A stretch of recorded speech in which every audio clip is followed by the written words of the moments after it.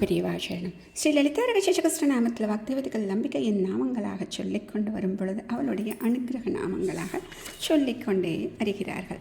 எப்படி சொன்னார்கள் என்றால், விசாலாட்சி என்று அவளுடைய கண்களை சொல்லி, அந்த நேத்திரத்தால் கொடுக்கக்கூடிய தீட்சையை சொல்லி, அந்த அனுகிரகம் எப்படிப்பட்டது என்று சொல்லி நமக்கு அதில் லயிக்க வைத்தார்கள்.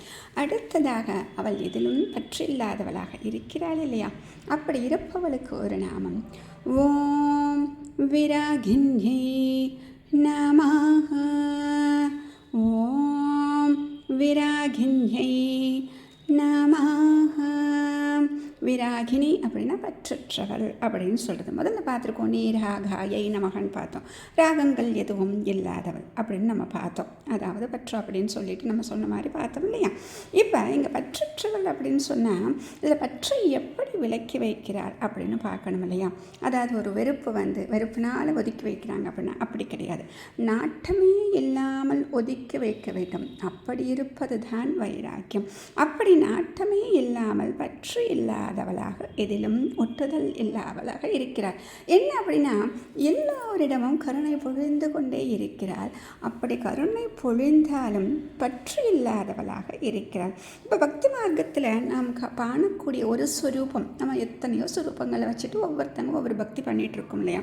இது என்ன அப்படின்னா, பகவான் நமக்கு கல்பித்து காண்பிக்கிறானே ஒழிய இதுதான் முடிந்த முடிவு அப்படின்னா கிடையாது. அந்த எண்ணம் எப்போவுமே நம்ம மனசில் இருந்துக்கிட்டே இருக்க வேணும். அதையும் தாண்டி சாயுட்சம் நமக்கு எப்பொழுது கிடைக்க வேண்டும் அப்படின்னு நம்மளுக்கு சங்கல்பம் இருக்கோ அப்பொழுது நம்ம பார்த்த ஸ்வரூபங்கள் எல்லாம் அப்படியே காணாமலாக போயிடுமா. அப்போ நிர்குணஸ்வரூபமாக இருக்கக்கூடிய அந்த ஆத்மாவை நாம் அனுபவிக்கும் பாக்கியத்தை அவள் நமக்கு தருகிறார். சரி, இன்னொன்று வீராகினி அப்படின்னு சொல்கிறது, மிகச் சிவந்தவள் அப்படின்னு சொல்கிறது. இந்த சிவப்பு நிறம் என்ன அப்படின்னா பற்றுக்கு. இதுலேயே கொஞ்சம் சிவப்பு வேறு மாதிரி இருக்கும் இல்லையா? அது காவி நிறம். அது எதை குறிக்கும்? அது பற்றின்மை அப்படின்னு சொல்கிறது. இப்போ நைஷ்கம்யாவாக காரியத்தை செய்து கொண்டே இருக்கிறாள். என்ன செய்கிறா? கருணை காமிச்சுக்கிட்டே இருக்கா. இருந்தாலும் விராகினியாக, அதாவது அந்த பலனில் பற்று இல்லாதவளாகவும் இருக்கிறார்.